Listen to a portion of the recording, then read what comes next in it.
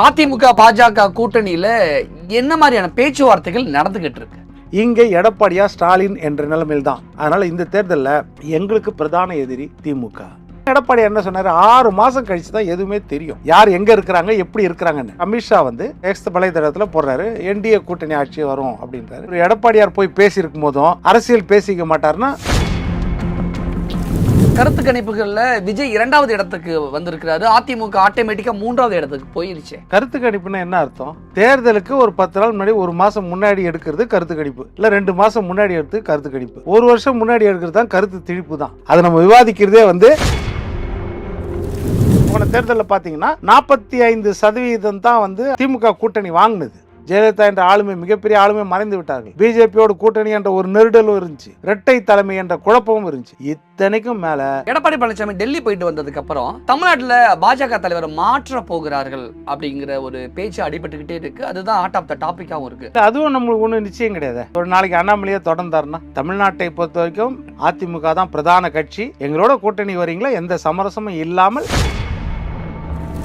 எடப்பாடி பழனிசாமி போடக்கூடிய கூட்டணி கணக்கு என்ன? அதுதான் கூட்டணி கணக்கு வெளியே சொல்லக்கூடாதுன்னு இருந்தா கூட்டணி கணக்கு. 2024 வைக்கல, அதற்கு பிறகாவது இவங்க சரி ஒத்துக்குவாங்கன்னு பார்த்தா ஒத்துக்கல. ஒரே ஒரு வியூகத்தை நான் வெளியே சொன்னேன், போட்டு உருட்டுன்னு உருட்டிட்டு இருந்தீங்க. வியூகம் என்பது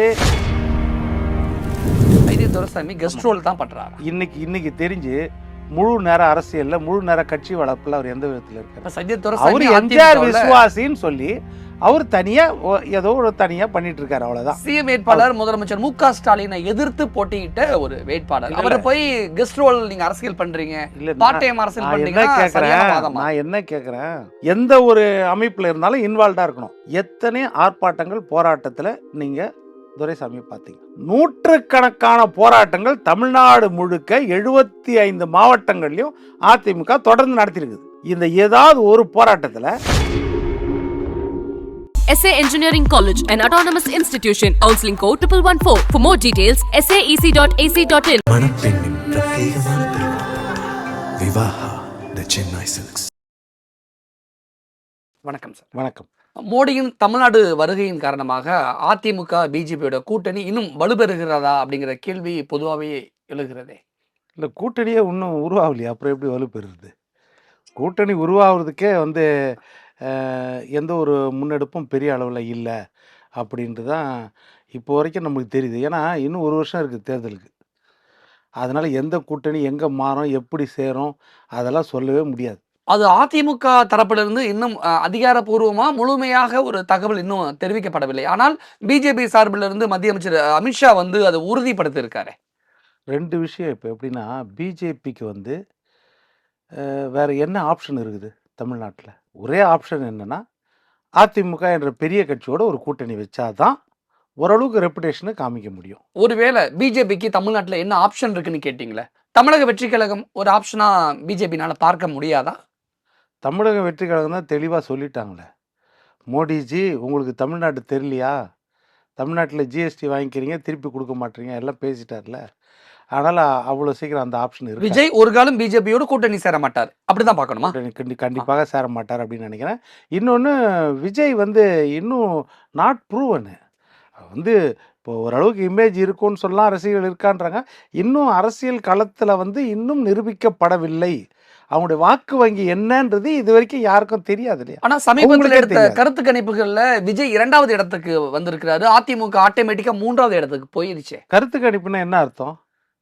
தேர்தலுக்கு ஒரு 10 நாள் முன்னாடி, 1 மாசம் முன்னாடி எடுக்கிறது கருத்து கணிப்பு, இல்ல 2 மாசம் முன்னாடி எடுத்து கருத்து கணிப்பு, 1 வருஷம் முன்னாடி எடுக்கிறது தான் கருத்து திணிப்பு தான். ஆனா இப்படி பார்த்தா விஜயோட செல்வாக்கு கூடி இருக்கு. நீங்க சொல்ற கணக்கு இப்போ 27% திமுக கொடுத்துருக்காங்க.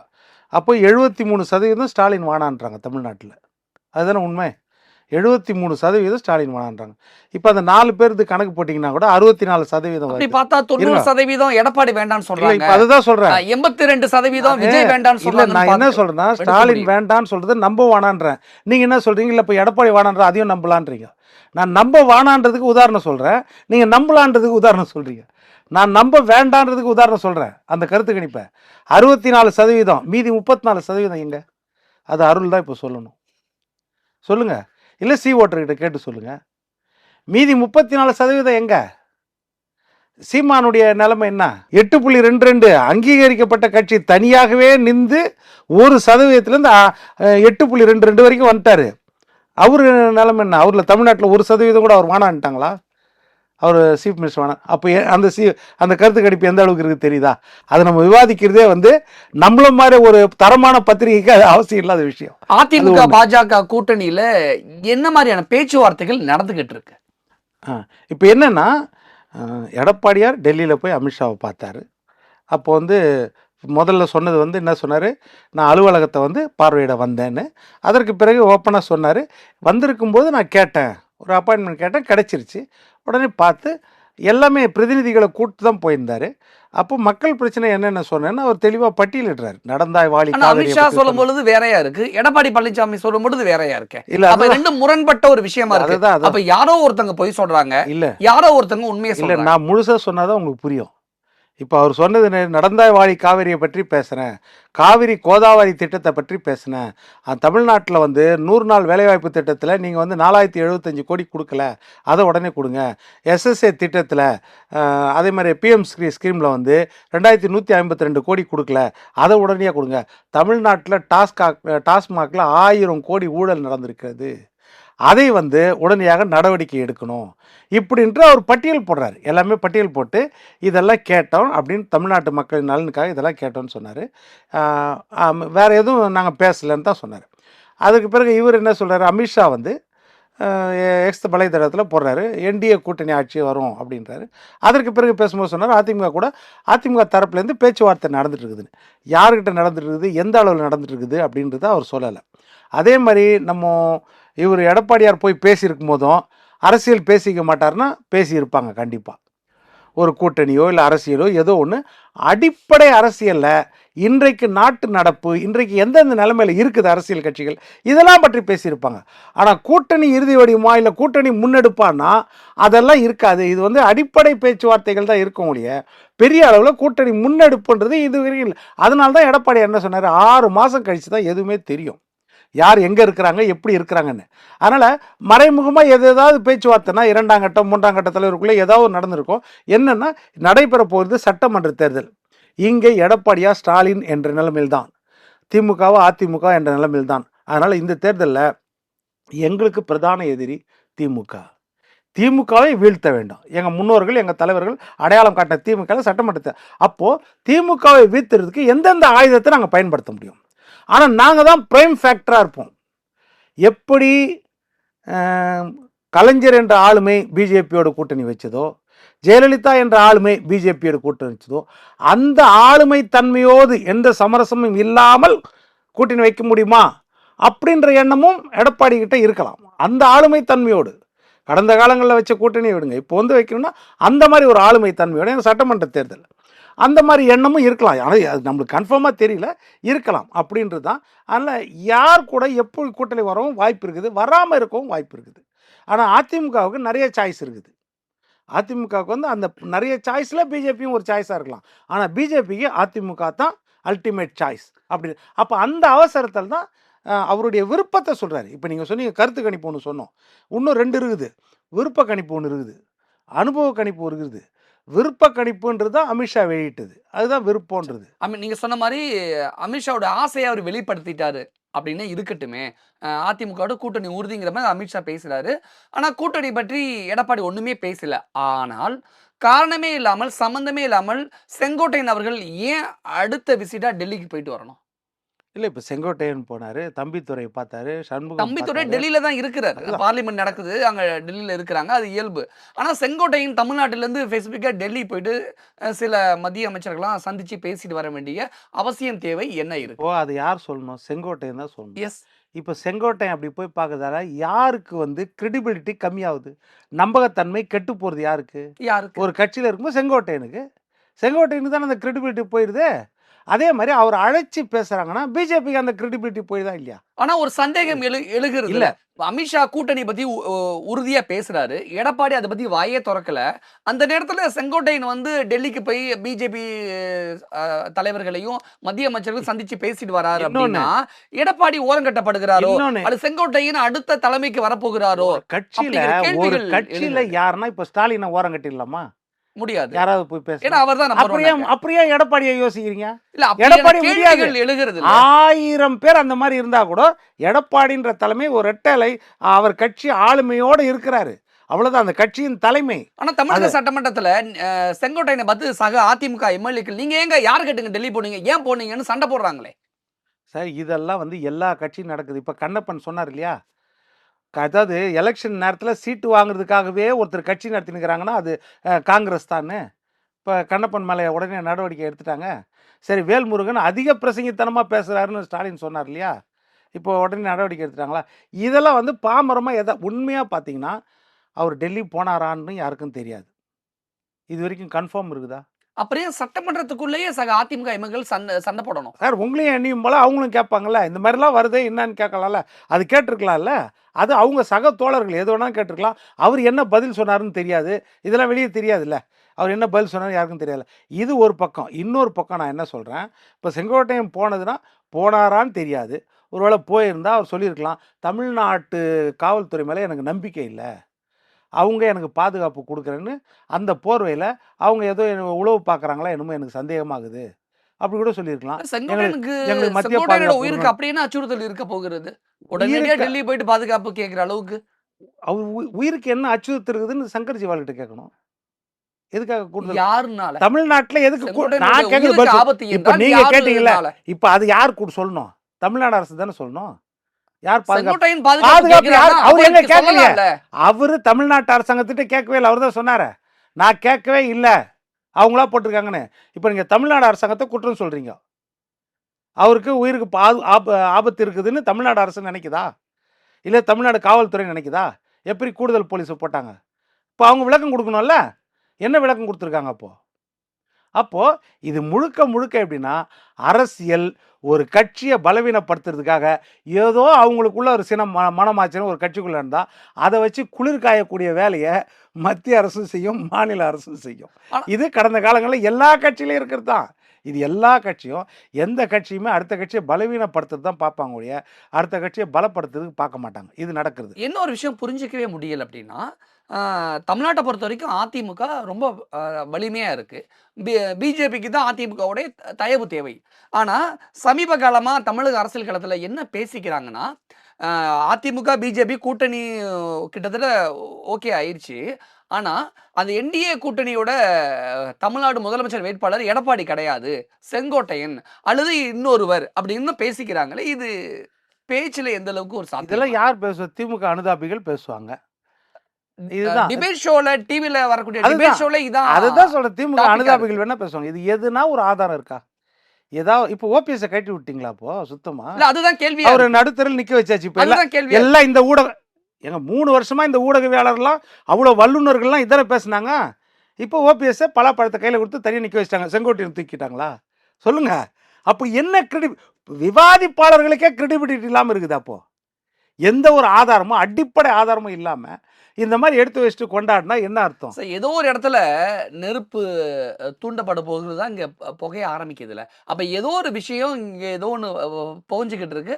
அதை வெளியில வந்து டிபேட்டா மாறுது. இல்ல நெருப்பு தான் இருக்கணும் கிடையாது. தூசி இருந்தா கூட தான் புகை மண்டலம் மாதிரி இருக்கும். தூசி இருந்தா புகை, தூசி இருந்தா அதிமுக இருப்பது நெருப்பல்ல, தூசி தான். தூசி துடைக்கப்பட வேண்டிய தூசி, அவ்வளவுதான். சாதாரண தூசி. புகை மண்டலமால இருக்கு, அவ்வளவுதான். புகை மண்டலம் ஒரு புகை மண்டலம் கிடையாது. எங்க வைகோ வெளியேறும் போது இல்லாத புகை மண்டலமா? வைகோ பேசாத பேச்சா? இன்றைக்கு கூட இப்போ போன ஒரு இந்த 2019 முன்னாடி வரைக்கும் வைகோ ஸ்டாலினை பற்றி என்ன பேசினாரு? அதனால் அப்படி கிடையாது. கட்சிக்குள்ளே வந்து அவங்க கூட இப்போ இன்றைக்கி என்னைக்குன்னா செங்கோட்டையன் வந்து நான் அதிமுக கிடையாது, இல்லை எனக்கு என்னுடைய தலைவர் எடப்பாடி கிடையாது என்னைக்குன்னா சொல்லியிருக்காரா? சரி, இப்போ ரம்லான் நோன்புக்கு எக்ஸ் வலைதளத்தில் பார்த்தீங்களா என்ன வாழ்த்து போட்டிருக்காரு? அதை பற்றி ஏன் விவாதிக்க மாட்டோம்? சொல்லுங்கள். செங்கோட்டையன் என்ன வாழ்த்து போட்டிருக்காரு? அந்த வாழ்த்து அட்டையை பார்த்தீங்களா? அதில் என்ன போட்டிருக்குது? ஜெயலலிதா, எம்ஜிஆர், பெரிய அளவில் நம்ம எடப்பாடியார் படம் போட்டு தானே ரம்லான் வாழ்த்துன்னு போட்டிருக்காரு எக்ஸ் வலைதளத்தில். அப்புறம் என்ன? இதை விவாதிக்க மாட்டாங்க. ஏன்னா இதை அப்படியே அமைக்கிடுவாங்க. ஏன்னா அவர் எடப்பாடி படத்தை போடுறாரு, அப்போ விவாதத்துக்கு வராது, அது பெருசாக வராது. அதுதான். அதனால் என்னென்னா இது போல் வந்து அதாவது அவங்க பகுதியில் வந்து அவருக்கு பிரச்சனை இருக்கலாம், இல்லை மாவட்ட அளவில் பிரச்சனை இருக்கலாம். இதெல்லாம் எல்லா கட்சியிலையும் எல்லா இடத்துலையும் இருக்கிற அதிருப்தி தான். KN நேருக்கும் திருச்சி சிவாவுக்கும் இல்லாத அதிருப்தியா? எந்த அளவுக்கு வீட்டை அடித்து உடைச்சாங்க? அங்கே எந்த பாதுகாப்பு ஒய்+ பாதுகாப்பு கொடுத்துருக்கிறீங்களா திருச்சி சிவா வீட்டில்? சொல்லுங்கள். நடந்ததா இல்லையா? நடந்ததா இல்லையா? அப்போ என்ன அர்த்தம்? கட்சிக்குள்ளே ஒரு கட்சினா அது உட்கட்சி பிரச்சனை ஏதோ 1, 2 அப்படி இருக்க தான் செய்யும். அதை மீறியெல்லாம் அதிமுகன்ற கட்சி கிட்டத்தட்ட 31 ஆண்டுகள் தமிழ்நாட்டை ஆட்சி செய்த கட்சி. அதாவது கன்கரண்டாக கன்சிஸ்டண்ட்டாக தொடர் வெற்றியை வந்து எந்த கட்சி பெற்றிருக்குது? காங்கிரஸ் சுதந்திர போராட்டத்தில் வெற்றி பெற்ற காங்கிரஸுக்கு பிறகு 67க்கு பிறகு ஏதாவது ஒரு கட்சி தொடர்ந்து வெற்றி பெற்றிருக்குதுன்னா புரட்சித் தலைவர் எம்ஜிஆர் 3 முறை தொடர்ந்து வெற்றி பெற்றார். அதற்கு பிறகு ஜெயலலிதா அம்மா 2 முறை தொடர்ந்து வெற்றி பெற்றாங்க. அதான் கன்சிஸ்டண்ட்டாக 2 தடவை ஜெயித்தாங்க.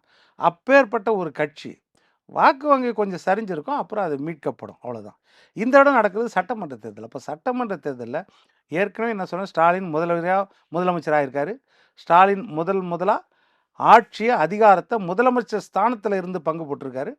அந்த அதிகாரத்தில் இருந்து எவ்வளவு அதிருப்தி ஓட்டு வாங்குறாருன்னு இந்த தேர்தல் தெரியும். அப்போது அந்த அதிருப்தி ஓட்டில் அறுவடை பண்ணுற இடத்துல மெகா இடத்துல வந்து அதிமுக தான் இருக்குது.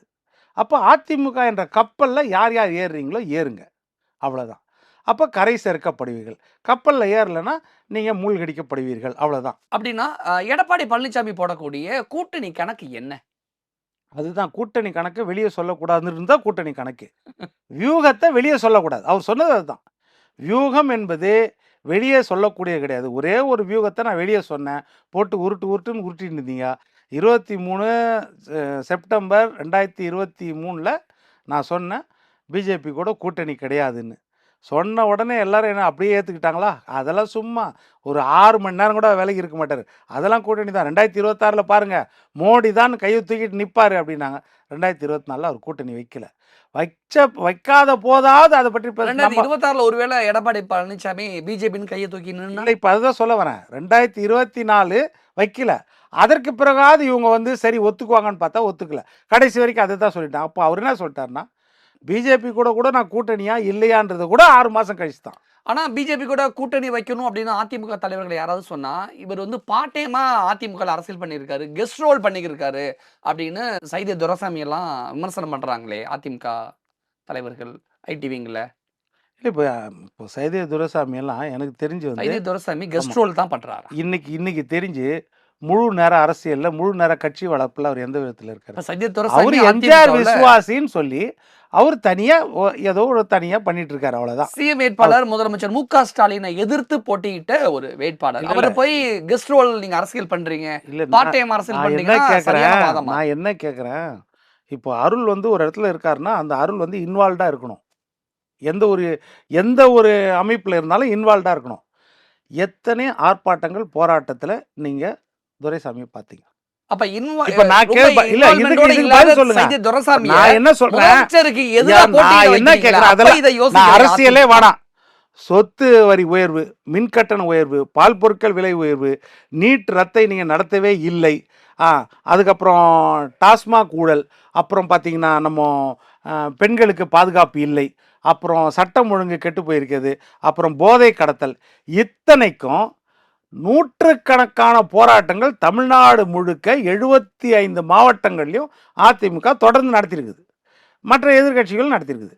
இந்த ஏதாவது ஒரு போராட்டத்தில் நீங்கள் சைதை துரைசாமி அவர்களை பார்த்தீங்களா? சமீப காலமாக பார்க்கல.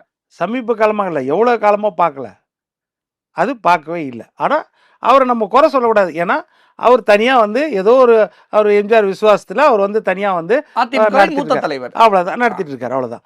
அப்போ அவர் கருத்தை 1008 கருத்துக்களை சொல்லுவார். அதுக்காக இப்படியான எதிர்மறையான கருத்துக்கள் தேவையா? அதிமுக ஐடி விங்ல கட்சி நடத்துறது மட்டும்தான் முக்கியம். எந்த ஐடி விங்லலாம் சரி. இப்போ அண்ணாமலையை வந்து பிஜேபி அதிமுக கூட கூட்டணி வச்சுருந்தா கூட தொகுதியை ஜெயிச்சிருப்போம் தமிழிசை சொன்னாங்களே, எவ்வளோ வந்துச்சு அங்கேருந்து ஐடி விங்லேருந்து? அவங்க ஐடி விங்லேருந்து எதிர்ப்பு வந்துச்சா?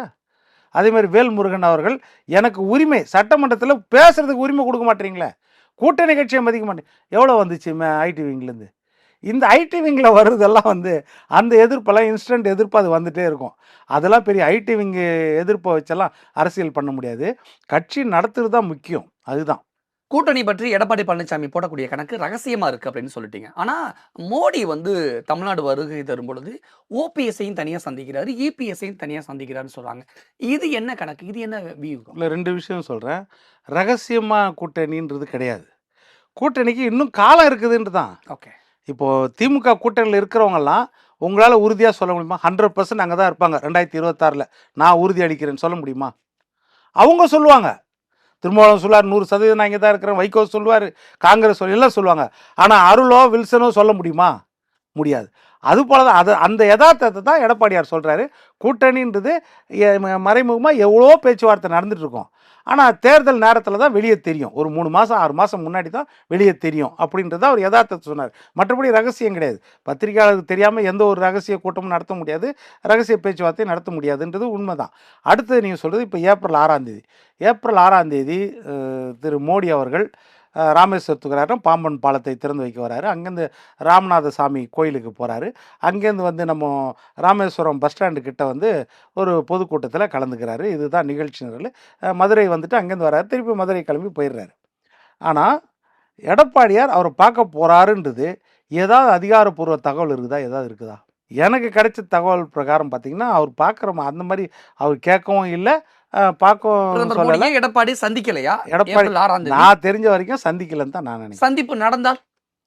சந்திப்பு நடந்தால் இப்போ நீங்கள் நான் வந்து என்ன சொல்கிறேன்னா, எனக்கு கிடைச்ச தகவலை சொல்கிறேன், சந்திப்பு நடக்காதுன்னு. இப்போ உங்களுக்கு கிடைச்ச தகவல் சந்திப்பு நடக்கும்ன்றீங்களா? இல்ல, ஊடகங்களே செய்தி வெளியிடப்பட்டிருக்கல. ஊடகங்கள நம்ம பேசுறது தானே. சந்திக்கிறாரு, ஓ பன்னீர்செல்வத்தையும் பிரதமர் மோடி சந்திப்பதாக தெரிகிறது. ஒருவேளை இபிஎஸ்ஐ சந்திக்காத பிரதமர் மோடி ஓபிஎஸ்ஐ மட்டும் சந்தித்தால்? ஓபிஎஸ் சந்திக்கலாம் சார். ஓபிஎஸ் மாதிரி, ஏன்னா அவங்க கூட்டணியில் இருக்கிறவர் ஓபிஎஸ் சந்திக்கலாம், டிடிவியை சந்திக்கலாம். அவரு அன்புமணியே கூட்டணியில் இருக்கிறாங்களான்னு தெரியாது. அவங்கெல்லாம் வந்து அவங்கள யார் வேணா, இது ஜனநாயக நாடு, எத்தனை பேரை வேணாலும் சந்திக்கலாம். எடப்பாடியார் சந்திக்கிறாரான்றது தான். எடப்பாடியார் சந்திக்கலைன்றது எனக்கு கிடைச்ச தகவல். அந்த மாதிரி அவர் கேட்கவும் இல்லை, அவசியப்படலைன்னு அவருக்கும் அவசியப்படலை, இவருக்கும் அப்படி அது ஒரு தகவல். அப்படி நீங்கள் சொல்கிற மாதிரி ஒருவேளை சந்திப்பு இருந்தாலும் அது பெரிய தவறு கிடையாதுன்னா, ஒரு மாநிலத்தின் எதிர்க்கட்சி தலைவர், அங்கீகரிக்கப்பட்ட எதிர்க்கட்சி தலைவர், அவர் வந்து ஒரு புரோட்டோகாலில் வந்து ஒரு அரசு சம்பந்தமான நிகழ்ச்சிகளுக்கு பிரதமர் வரும்போது அவரை சந்திப்பதோ இல்லை வாழ்த்து சொல்லுவதோ இல்லை அவருக்கு வணக்கம் சொல்லுவதோ தவறு கிடையாது. அது வந்து கடந்த காலங்களே நடைமுறை தான். எல்லாம் எதிர்கட்சி வரிசையில் இருக்கும்போது திமுகவும் அதை செய்யும், அதிமுக. இதே தேர்தல் பிரச்சாரத்துக்கு அவர் வராருன்னா அது யாரும் பார்க்க மாட்டான். அவரோட கட்சி தேர்தல் நடத்த வராது. இப்போ அஃபிஷியலாக வரும்போது அதை பார்க்குறது புரோட்டோகாலில் இருக்குது, பார்க்குறாரா இல்லையான்றது தெரியாது. ஆனால் மோடி வந்து எடப்பாடி பழனிசாமியை சந்திக்கிறார் அல்லது சந்திக்கல அப்படின்னு ஒரு பக்கம் இருந்தாலும் கூட, இன்னொரு பக்கத்தில் ஓபிஎஸ் சசிகலாவை தினகரனை சந்திக்கும் பொழுது பிளவுபட்ட அதிமுகவை ஒன்று சேர்க்க நினைக்கிறாரோ அல்லது பிரதமர் மோடி ஆசைப்படுகிறாரோ ஒன்றிணைய வேண்டும் என்று அப்படின்னு தானே எடுத்துக்கொள்ளப்படும், பார்க்கப்படும். இல்லை, யார் ஒன்றிணையணும்ன்றீங்க? Sasikala, OPS, TTV Dhinakaran. அது எப்படி இப்போ ஸ்டாலினோட மூக்க அழகிரி இணையணும், வைகோ இணையணும், யாராவது பிரதமர் மோடி இதுதான் ராகுல் விரும்புறாரா? தொண்டர்களும் அதிமுக தொண்டர்கள் ராகுல் விரும்புறாரா அப்படின்ற மாதிரி தான். அப்படி கிடையாது. ஒரு கட்சி இன்னொன்று நீங்கள் இணையணுமான்னா எப்படி இணையுது? நீக்கப்பட்டவர்கள் சேர்க்கப்படணுமா? இதான் கேள்வி. இணையணுமானா எப்படி? ஏக்நாத் ஷிண்டேவும் நம்ம உத்தவ் தாக்கரேவும் பிரிஞ்ச மாதிரியா? இங்கே 16 எம்எல்ஏ அங்கே 20 எம்எல்ஏன்னு பிரிஞ்ச மாதிரியா? அப்படி கிடையாது. நீக்கப்பட்டவர்கள் சேர்க்கப்பட வேண்டும். நீக்கப்பட்டவர்கள் சேர்க்கப்பட முடியாதுன்னு அது ஆண்டு கணக்கில் சொல்லியாச்சு, அது முடிஞ்சு போன விஷயம். அது அவங்க வந்து அவர் கேட்குறாரு, நான் பார்க்கணுன்னு அவர் மறுக்க முடியுமா? அவர் கூட்டணியில் இருக்கிறவங்கள. அதனால அவர் ஃபார்மாலிட்டிக்கு அவர் பார்க்குறாரு. தமிழ்நாட்டில் வரும்பொழுது தான் ஓபிஎஸ் வந்து இவரை பார்க்கணும் கிடையாது, மோடியை. அவர் அப்பாயின்மெண்ட் கேட்டால் டெல்லியிலே கொடுத்துட்டு போகிறாரு, அவர் கொடுத்துட்டு போகிறாரு. ஏன் உதயநிதிக்கு அப்பாயின்மெண்ட் கொடுக்குறாரு? அப்புறம் ஏன் கொடுக்க மாட்டார்? உதயநிதி அப்போ துணை முதலமைச்சர் கிடையாது, அப்போ விளையாட்டுத்துறை அமைச்சராக இருக்கும்போதே அப்பாயின்மெண்ட் உடனே கொடுத்தாரு. அப்படி இருக்கும்போது அவங்க கூட்டணி கட்சினா ஓபிஎஸ் கொடுப்பாரு, அது முக்கியத்துவம் கிடையாது. தமிழ்நாட்டை மகாராஷ்டிராவோட ஒப்பிட்டு தமிழ்நாட்டோட ஏக்நாத் ஷிண்டே வந்து செங்கோட்டையன் அப்படிங்கிற ஒரு எதிர்மறையான, இது எந்த வரலாறும் தெரியாமல் சும்மா பிஜேபி மேலே பழிய போட்டு என்ன பிரயோஜனம்? செங்கோட்டையன் இப்படி இப்போ நான் கேள்வி பேசுங்க, 2000 இல்லை ஏக்நாத் ஷிண்டே நீங்கள் ஒப்பிட்டு தான் சொன்னேன். 2019 யார் கூட்டணி சொல்லுங்கள்? தேர்தல் நேரத்தில் யார் கூட்டணி? தேர்தல் நேரத்தில் பிஜேபியும் சிவசேனாவும் கூட்டணியா இல்லையா? 2019 தேர்தலில் ஒன்றா போய் தேர்தலை சந்திச்சாங்கடா. என்னன்னு சொல்லி சந்திச்சாங்க? காங்கிரஸ் வரக்கூடாது மகாராஷ்டிராவில். அதே மாதிரி தேசியவாத காங்கிரஸ் சரத்பவார் வரக்கூடாது இது சொல்லி தான் தேர்தலை சந்திச்சாங்க. தேர்தலை சந்திச்சு ஓட்டு எவ்வளோ வாங்கினாங்க? நீங்க 2019 சொல்றீங்க, அதுக்கு முன்னாடி இல்ல இல்ல இதுதானே பிரச்சனையே. சரி 2019 தேர்தலில் 105 சீட்டு வந்து நம்ம பிஜேபி ஜெயிக்குது, 56 சீட்டு வந்து சிவசேனா ஜெயிக்குது உத்தரவு. தேர்தல் முடிஞ்சு அந்த கை கூட காயில அப்படியே அந்த கட்சியை பிரித்து யார் கூட்டு போயிட்டா? ஏக்நாத் ஷிண்டே. ஏக்நாத் ஷிண்டே கிடையாது, மொத்த கட்சியும் அப்படியே பிஜேபி கூட்டணியிலிருந்து பிரித்து கொண்டு போய் காங்கிரஸ் பிரித்து கொண்டு போய் உத்தவ் தாக்கரே முதலமைச்சராக்கி காங்கிரஸ் ஆதரவு பிஜேபியை கட்டி விட்டுது. இந்த துரோகத்தை செய்தது யாரு? இது ஏன் யாருமே பேசல? நீங்க ஓட்டு வாங்கும் போது பிஜேபி கூட்டணி, எலெக்ஷன் கவுண்டிங் முடிஞ்ச உடனே இதுதான் முதல் கேள்வி. இதுதான்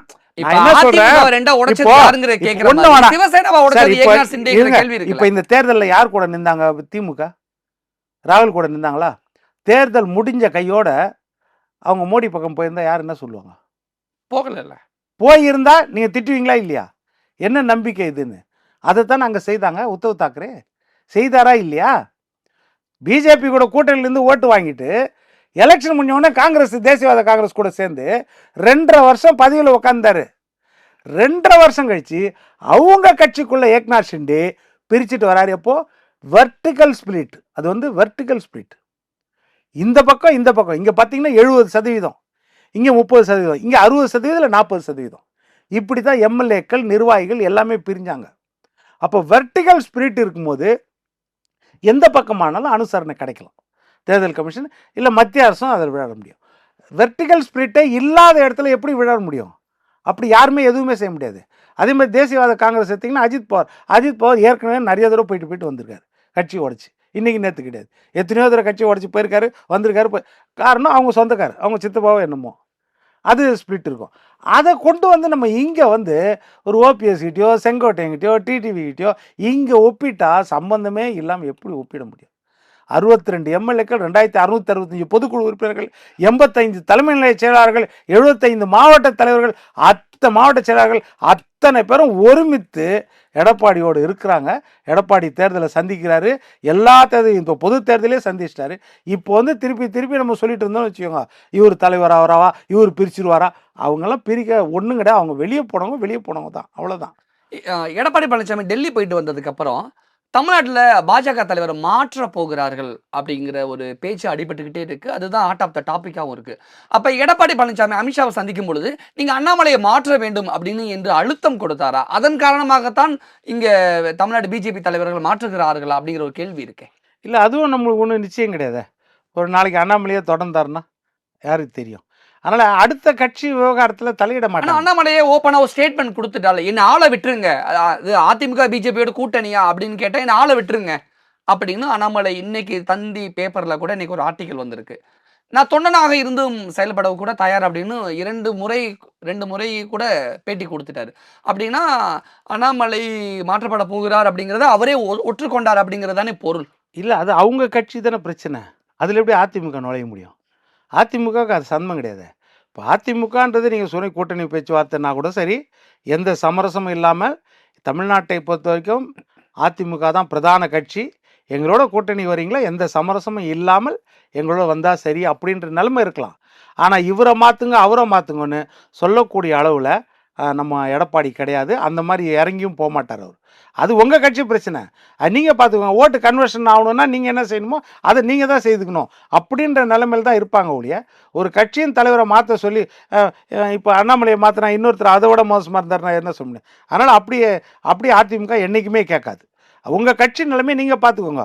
ஓட்டு கன்வர்ஷன் ஆகணும்னா அது உங்கள் கையில் இருக்குது, நீங்கள் பார்த்துக்கோங்கன்னு தான் நினைப்பாங்க ஒழிய மற்றபடி அது வந்து ஒரு ஆப்ஷன் தான். அதான் பிஜேபி கூட்டணி கூட உறுதியாகலை, எதுவுமே உறுதியாகலை.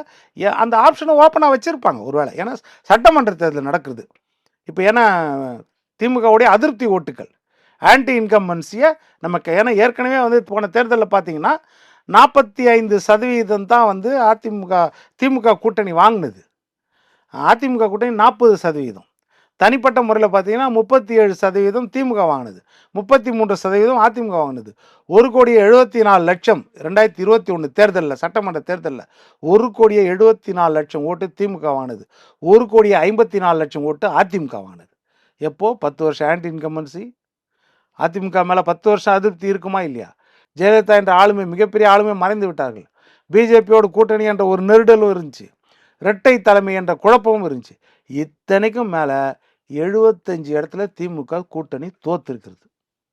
இது ஞாபகத்தில் வச்சுக்கணும். சட்டமன்ற தேர்தல் வேறு, பாராளுமன்ற தேர்தல் வேறு. அப்போ சட்டமன்ற தேர்தல் போது ஸ்டாலினா, எடப்பாடியா, திமுகவா, அதிமுக, இதுதான் பிரதானமாக நிற்கும். தேர்தலில் இந்த தேர்தல் வாக்குறுதி கொடுக்குறாங்களே, அந்த வாக்குறுதி தான் கதாநாயகன். 520 வாக்குறுதிகள் கொடுத்தாங்களே, அதில் எவ்வளோ நிறைவேற்றிருக்கிறாங்க திமுக ஆட்சியில், இது கதாநாயகனாக பேசப்படும்.